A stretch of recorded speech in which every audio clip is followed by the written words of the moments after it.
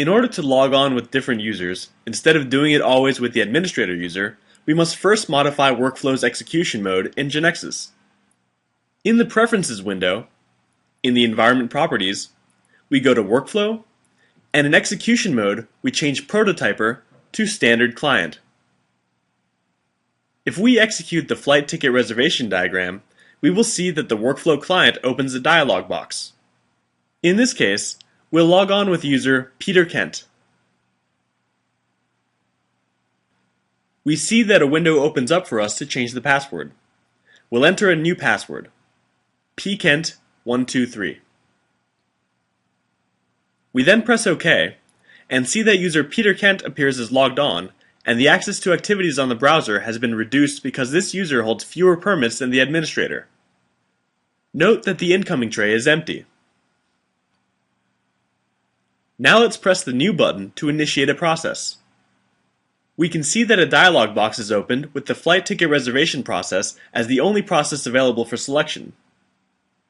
We must remember that we assign to this user the travel agency employee role, authorizing the user to initiate the flight ticket reservation process.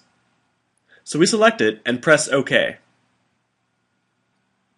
We can see that the incoming tray shows the ticket reservation task as pending, which could also be executed by the travel agency employee role, which corresponds to user Peter Kent.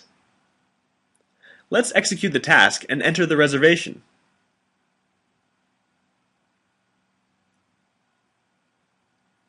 As we complete the task, we can see that the instances of the Contact Airlines task appear as pending, since this user also holds a permit to execute them. We execute them,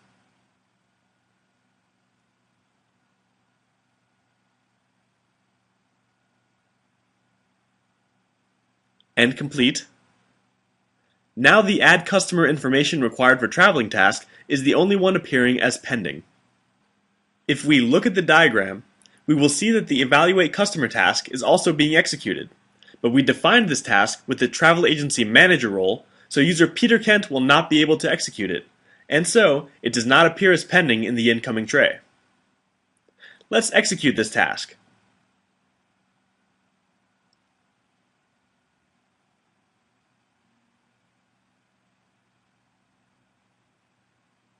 And we will see that the incoming tray is now empty.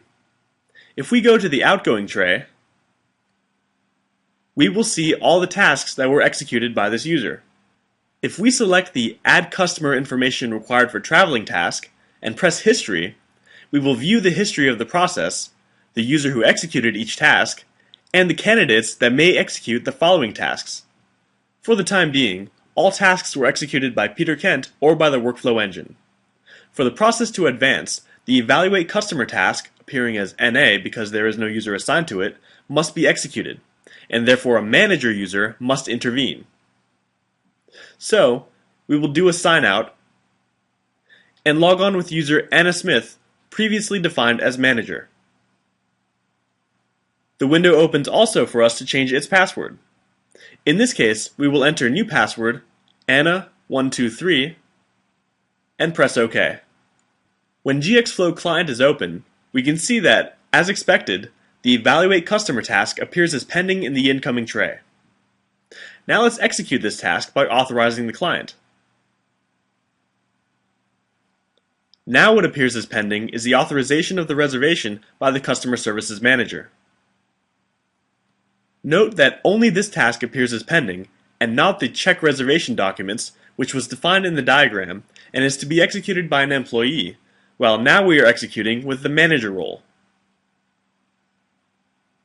Let's authorize the reservation and complete the task. Note that user Anna Smith, as manager, no longer has any pending tasks. Now let's log on again with user Peter Kent and complete the process.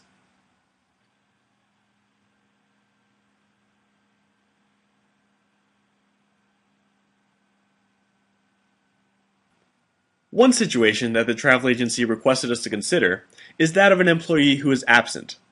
Since, as we've defined it so far, there would be processes left waiting for users with the role, and this might cause delays. For the task to be automatically transferred onto a substitute, we use the out of office functionality. To use this, we will log on with the administrator user, and then go to Users, select user Anna Smith, and in More Actions we select Edit. We choose the Availability tab and see that a window opens up where we can define whether the user is currently in the office or not. If our option is that the user is out of the office and we press OK, then another window will open up where we can enter further information relative to the absence, such as defining the return date and the message to be shown when that user is called. We can see that the default checkbox indicates as soon as user Anna Smith logs onto the incoming tray, then the substitution will no longer be effective.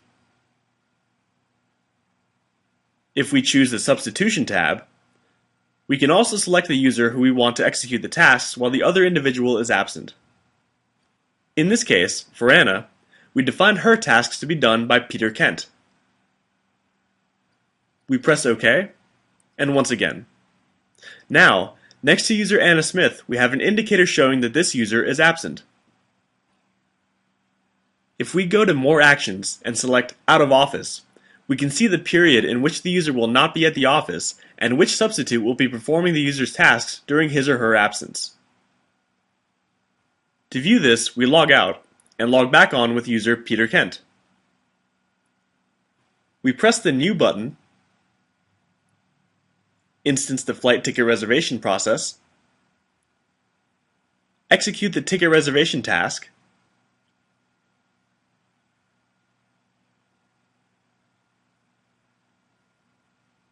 and the Contact Airlines instance.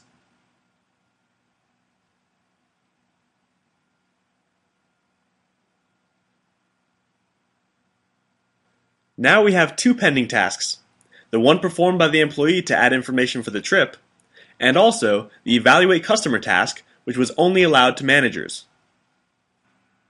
Even when Peter Kent does not have the required manager role to assess customers, this user was defined as substitute during Anna Smith's absence, so Peter Kent will now have the user roles of the person he is substituting.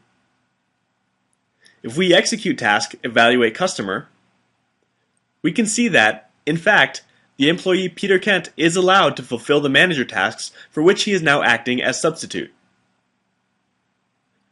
So, we've seen how it's possible to define security for our processes by establishing users and roles, and limiting who is allowed to execute each task under which circumstances.